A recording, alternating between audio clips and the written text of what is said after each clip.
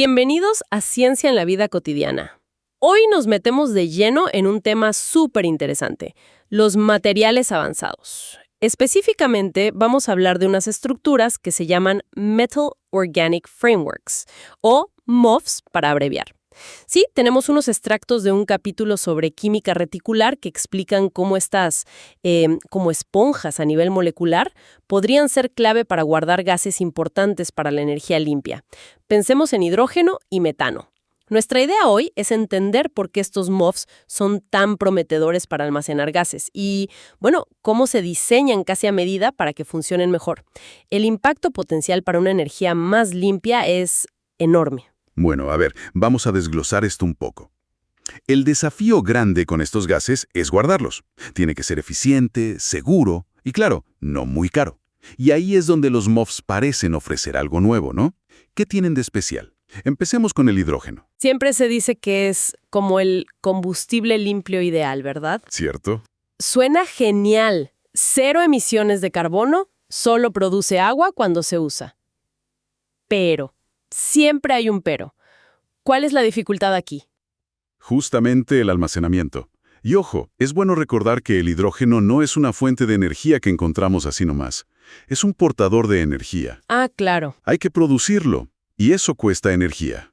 Ya sea por electrólisis del agua o a partir de gas natural. Y una vez que lo tienes, guardarlo es el verdadero lío. ¿Y cómo se guarda ahora? ¿Por qué no es suficiente? Pues, hay varias formas, pero todas tienen sus inconvenientes. Están los hidruros metálicos, que son como esponjas de metal, pero a veces son pesados o lentos para liberar el hidrógeno. Luego tienes el hidrógeno líquido. Eso necesita temperaturas bajísimas, criogénicas, menos 253 grados Celsius. Mucha energía solo para enfriarlo y mantenerlo así. Uf, sí. Y lo más común hoy son los tanques de hidrógeno comprimido. Presiones altísimas, 350, 700 bares. Son tanques grandes, pesados y, bueno, siempre está el tema de la seguridad. En general falta densidad energética, sobre todo por volumen, para competir con la gasolina, digamos. Entendido. Queda claro el problema. Y aquí es donde entran los MOFs. ¿Cuál es su ventaja frente a todo eso? Su gran virtud es que son increíblemente ajustables, como un juego de construcción molecular de verdad. Son estructuras cristalinas, porosas, hechas combinando iones metálicos o pequeños clústeres con moléculas orgánicas que hacen de puentes, los linkers. Como un Lego, pero a escala nanométrica, algo así. Exacto, esa es una buena analogía. Puedes elegir las piezas para diseñar la estructura casi a la carta. Puedes controlar el tamaño del poro, la forma, la química de la superficie por dentro. Y consigues áreas superficiales internas enormes. Imagina que despliegas la superficie de 1 gramo de MOF y te cubre un campo de fútbol. ¡Wow! Impresionante. Y además son muy ligeros, baja densidad. Todo esto te permite diseñar materiales con alta capacidad de almacenamiento, tanto por peso, o sea, gravimétrica, como por volumen, volumétrica. Y aquí lo clave, es la capacidad de trabajo, o sea, el gas que realmente puedes usar. El que se libera entre la presión de llenado y la presión mínima a la que funciona tu aparato, digamos, entre 5 y 65 bares, por poner un ejemplo. Fascinante. O sea, no solo cuánto cabe, sino cuánto puedes sacar útilmente. Vale. Entonces, si queremos diseñar un MOF específicamente para hidrógeno, ¿qué hay que tener en cuenta? ¿Cómo interactúa esa molécula tan chiquita, el H2, con la estructura? Fundamentalmente, hay 2 maneras en que el hidrógeno se pega al MOF. La primera es la fisisorción. Son interacciones físicas débiles, tipo Van der Waals, ¿sabes? Ajá. Dependen mucho del área superficial y de que los poros tengan el tamaño justo para, digamos, abrazar bien a la molécula de H2. Funciona bien, pero sobre todo a temperaturas muy, muy bajas, criogénicas. Es como una atracción débil general. La segunda forma es que interactúe con sitios específicos dentro del MOF. Aquí ya buscamos interacciones un poquito más fuertes, con un carácter más químico. Y esto es crucial si queremos almacenar hidrógeno a temperaturas más normales, ambiente, y a presiones no tan bestias. Ahí necesitas que el hidrógeno se enganche un poco más fuerte. Claro. Uno pensaría intuitivamente, bueno, si tengo más área superficial, tengo más sitio. Siempre será mejor, ¿no? Es una buena intuición, pero la cosa es más compleja. Aumentar el área superficial, por ejemplo usando linkers orgánicos más largos, piensan construir con piezas más grandes. Sí, generalmente aumenta la capacidad total de absorción, sobre todo a baja presión. Pero, Pero no es lo único. El tamaño del poro y su forma son críticos. No basta con tener un estadio enorme, las sillas tienen que tener la forma adecuada para que las moléculas se sienten bien apretaditas, digamos. De hecho, a veces estrategias como mezclar distintos tipos de linkers, como en MOF 205 o MOF 210, crean redes de poros más intrincadas, más complejas, que resultan ser más eficientes. Y hay otra estrategia muy interesante, la interpenetración. Imagina que construyes dos o más de esas redes de Lego idénticas, pero una crece entrelazada dentro de la otra, en el mismo cristal. como dos mallas que se atraviesan. ¿Y eso para qué sirve? Suena a que quita espacio. Exacto, como dos mallas. Al entrelazarse, los poros grandes originales se dividen en poros más pequeños, y esto puede aumentar la interacción de las paredes del MOF con las moléculas de H2. Hacen que se peguen mejor a presiones más bajas o a temperaturas un poco más altas. Ah, entiendo. La contrapartida es que puedes perder un poco de volumen total disponible. Es un juego de equilibrios, ¿ves? Se ha calculado que el tamaño de poro óptimo para hidrógeno anda por los 7 angstroms, una medida pequeñísima a escala atómica, a temperatura ambiente y sobre 10 angstroms a 77 Kelvin, o sea, menos 196 grados centígrados. Aquí es donde se pone realmente interesante. Mencionaste la necesidad de interacciones más fuertes para poder almacenar a temperatura ambiente. ¿Cómo se logra eso? ¿Cómo hacemos que el hidrógeno se pegue más, pero sin pasarse, que luego se pueda liberar fácil? Esa es la pregunta del millón, sí.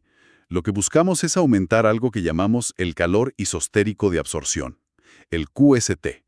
Mide justamente qué tan fuerte es esa unión entre el gas y el material. QST, vale. Para el hidrógeno, el punto ideal se estima que está sobre los 20 kilojoules por mol, suficientemente fuerte para que se absorba a temperatura ambiente, pero no tanto que cueste un montón de energía sacarlo después.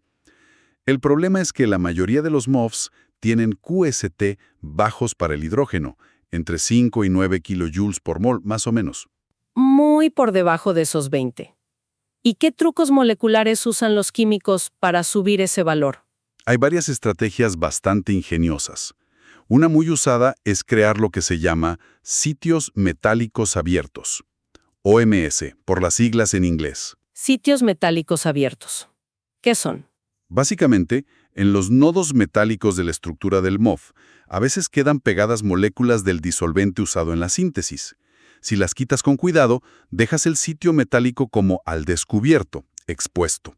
Actúa como un pequeño imán molecular, un ácido de Lewis, que puede atraer a la molécula de H2 con más fuerza. Ah, qué bueno. Ejemplos clásicos son el HKUCT1, que tiene sitios de cobre, El de cobre sí. y el MNBTT con manganeso. Suena muy prometedor.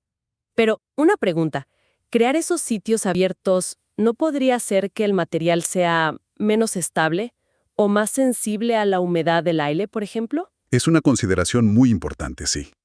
La estabilidad, sobre todo frente al agua, es un desafío para muchos MOFs, y los sitios metálicos abiertos pueden ser especialmente sensibles. Es parte del diseño, mejorar la absorción, pero sin sacrificar la durabilidad del material en condiciones reales de uso, un equilibrio delicado. Otra vía es la intercalación de iones. Consiste en meter iones metálicos pequeños y con carga, como el ion litio, Li+, dentro de los poros del MOF. Meter litio dentro. Sí, estos iones actúan como puntos extra de atracción para el H2, aumentan el QST y también la capacidad. Se ha visto que funciona bien en estructuras parecidas, los COFs, que son como MOFs pero totalmente orgánicos. Es como poner pequeños imanes adicionales dentro de los poros. Y claro, no hay que olvidar el peso del propio material. Si usas elementos ligeros en la estructura, piensa en berilio, aluminio, magnesio, reduces la masa total del MOF. Y eso ayuda a la capacidad por peso, ¿no? Exacto. Mejora directamente la capacidad gravimétrica, qué porcentaje en peso de hidrógeno puede almacenar. Por ejemplo, el primer MOF de berilio que se hizo, el B12OH12BTB4, tiene una capacidad gravimétrica muy alta justamente por ser tan ligero, aunque su QST no sea nada del otro mundo. O sea que, para el hidrógeno, la lucha es por dos frentes. Que se pegue más fuerte, subir el QST, y que el envase, el MOF, pese lo menos posible. Justamente. Y hay más enfoques, ¿eh? Puedes modificar químicamente los linkers orgánicos. Eso se llama funcionalización, para que interactúen mejor con el H2, o un fenómeno un poco más complejo llamado spillover. Spillover. ¿Qué es eso? Ahí usas nanopartículas de metales nobles, como platino, mezcladas con el MOF. El H2 se rompe en átomos sobre el metal, y esos átomos luego migran, o se derraman, spillover, hacia los poros del MOF. Son vías más sofisticadas, con sus propios retos de eficiencia, de velocidad. Domar al hidrógeno. Antes de cambiar de gas y meternos con el metano, hacemos una pequeña pausa para recordarles a quienes nos siguen y están suscritos al canal Ciencia en la Vida Cotidiana que pueden acceder al material fuente que estamos comentando. Tienen el enlace justo en la descripción. Muy bien, cambiemos de tercio ahora. Hablemos del metano, CH4, el componente principal del gas natural. Este también es súper relevante para la energía, ¿cierto? Sí, claro. Aunque sea un combustible fósil, es relativamente más limpio que otros. Tiene buen octanaje y, bueno, ya existe mucha infraestructura para usarlo. Pero su almacenamiento también tiene sus complicaciones. Las mismas que el hidrógeno. Similares en concepto, pero con matices. El gas natural licuado, GNL, necesita temperaturas muy bajas, menos 161 grados Celsius. Eso consume energía y es caro. Y el gas natural comprimido, GNC, el que usan algunos coches, necesita presiones altísimas, 200-300 bares, tanques pesados, caros. Entiendo. ¿Y los MOFs también pueden echar una mano aquí? Efectivamente, la idea se llama gas natural adsorbido, o ANG por sus siglas en inglés. Usar materiales porosos como los MOFs para guardar metano a presiones mucho más bajas, digamos, entre 35 y 65 bares y a temperatura ambiente. Ah, eso sí que haría una diferencia. Tanques más ligeros, más seguros, más baratos. Esa es la meta. ¿Y el diseño de MOFs para metano? ¿Sigue la misma lógica que para el hidrógeno o cambia algo? Hay similitudes, pero también diferencias clave. Una muy importante. El metano es una molécula más grande y más polarizable que el H2. Esto hace que interactúe, de forma natural, bastante más fuerte con la mayoría de los MOFs. Las interacciones de Van der Waals son más potentes. O sea, se pega mejor por sí solo. Exacto, lo que significa que no siempre necesitamos esos trucos tan específicos como los sitios metálicos abiertos para lograr una buena absorción. Aunque, ojo, pueden seguir ayudando. Eso suena un poco más fácil entonces. En cierto modo sí. Amplía la gama de materiales que podrían servir, pero el objetivo aquí se enfoca distinto. Para aplicaciones como vehículos, lo crucial no es tanto la capacidad total que cabe en el MOF. Lo realmente importante es la capacidad de trabajo útil. La capacidad útil. De nuevo ese concepto. ¿Sí? Es decir, ¿cuánto metano puede sacar y usar entre la presión de llenado, pongamos 65 bar, y la presión mínima a la que deja de funcionar el motor, quizás 5 o 6 bar? Maximizar esa entrega útil, eso es el desafío real aquí. Ah, claro. Lo importante es cuánto gas puedes usar de verdad en cada ciclo. Eso es lo práctico. ¿Y cómo se optimizan los MOFs para eso? ¿El tamaño del poro sigue siendo tan importante? Importantísimo. Pero aquí la relación con el área superficial no es tan directa como quizás para el hidrógeno a baja temperatura. Para el metano en condiciones ANG, un área superficial gigantesca no siempre te da la mayor capacidad de trabajo. Ah, ¿no? Curioso. A veces, MOFs con menos área, pero con poros del tamaño y la forma perfectos para empaquetar el metano muy densamente a 65 bar, pero que lo suelten fácilmente al bajar la presión. Esos funcionan mejor. Hay una tendencia que se ve. La capacidad gravimétrica sube con el volumen del poro hasta un punto, más o menos 1 centímetro cúbico por gramo, y luego puede incluso bajar. El tamaño justo es oro. Y para fortalecer esa interacción MOF-metano, además del tamaño, la geometría del poro cuenta mucho. Se busca maximizar el contacto. Y aquí surge un concepto muy gráfico: las bolsas de Van der Waals. Bolsas de Van der Waals. Suena a diseño molecular súper específico. Es como crearle un sofá a medida a la molécula de metano dentro del poro. Esta es una analogía excelente. Justo eso. Imagina una cavidad dentro del MOF donde las paredes están formadas por varios anillos aromáticos de los linkers orgánicos y rodean muy de cerca a la molécula de metano. Ajá. Cada interacción individual de Van der Waals es débil, pero si sumas muchas de estas interacciones en un espacio tan confinado, la atracción total se vuelve significativa. El MOF PCN 140 fue uno de los pioneros en diseñarse pensando en esto. ¡Qué ingenioso! Crear nichos a medida. Y supongo que también aquí hay que buscar un equilibrio entre tamaño de poros y área superficial. Sin duda. Es un tira y afloja constante. Mira, por ejemplo, el MOF 210. Tiene un área superficial enorme y poros muy grandes. Almacena mucho metano por peso, o sea, alta capacidad gravimétrica, pero no tanto por unidad de volumen. Su capacidad volumétrica es más bien moderada. Vale. En cambio, otro, el ALSOC MOF, tiene también un área grande, pero poros más pequeños. Su capacidad gravimétrica es parecida a la del MOF 210, pero la volumétrica es mucho mayor. Empaqueta el metano más densamente. A veces, diseñar redes de poros complejas, tortuosas, como en una serie de MOFs llamados ST, ayuda a optimizar ambas capacidades a la vez. Entiendo, es buscar el punto justo entre cuánto cabe en peso y cuánto cabe en volumen, y sobre todo cuánto puedes sacar. Depende de para qué lo quieras. Y mencionaste antes que los sitios metálicos abiertos o polares, aunque no tan cruciales como para el H2, todavía pueden jugar un papel. Sí, pueden dar un empujoncito extra. Aunque el metano interactúe más fuerte por sí solo, tener OMS como en HKUST1 o NIMOF 74 o grupos funcionales polares en los linkers como en UTS 76 puede mejorar la capacidad de almacenamiento. A menudo superan las tendencias generales que solo miran el volumen poroso. Demuestran que esas interacciones más específicas siguen sumando. Y la intercalación de iones Li+, la que vimos para H2, también se ha probado y funciona para aumentar el almacenamiento de metano en COFs. ¡Uf! Después de todo esto, queda clarísimo que estos MOFs no son simples esponjas. Son una maravilla de la ingeniería química, pero a una escala mínima. Es casi como construir con átomos para crear el hotel perfecto para cada tipo de molécula de gas. Lo fascinante aquí es precisamente eso, la capacidad de ajuste fino. Es la química reticular en su máxima expresión. Como decías antes con el ego, al elegir con cuidado los bloques, los nodos metálicos, los linkers orgánicos, podemos controlar con una precisión asombrosa el tamaño final del poro, el área superficial, la química interna. ¡Increíble! Podemos poner o quitar esos sitios metálicos abiertos, decorar los linkers con grupos funcionales, jugar con el entrelazamiento de redes.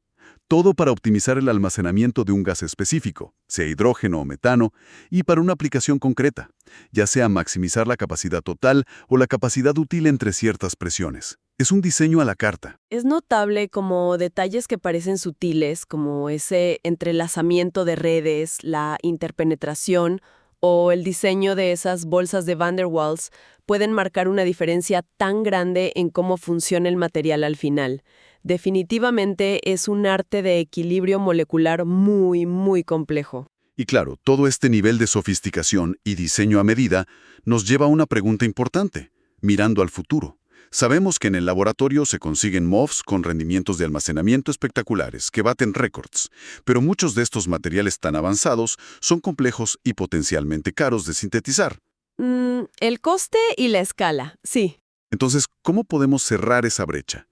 La brecha entre estos éxitos científicos del laboratorio y la producción a gran escala, económica y robusta, que necesitamos para que estos materiales lleguen de verdad a los tanques de los coches o a sistemas de almacenamiento para la red eléctrica. ¿Qué compromisos tendremos que aceptar entre el rendimiento ideal que vemos en el paper y la viabilidad práctica industrial? Una pregunta crucial, sin duda. ¿De qué sirve el material perfecto si no podemos fabricarlo a escala y a un coste razonable para que se use masivamente? Mucho en qué pensar. Con esta reflexión cerramos nuestra exploración de hoy sobre el almacenamiento de hidrógeno y metano en MOFs, basándonos en los materiales que teníamos. Si esta discusión les ha parecido interesante y quieren seguir explorando cómo la ciencia impacta nuestro mundo, les animamos a suscribirse al canal Ciencia en la Vida Cotidiana. También pueden darle me gusta a este análisis y activar las notificaciones para no perderse nuestras futuras exploraciones en profundidad. Gracias por acompañarnos hoy.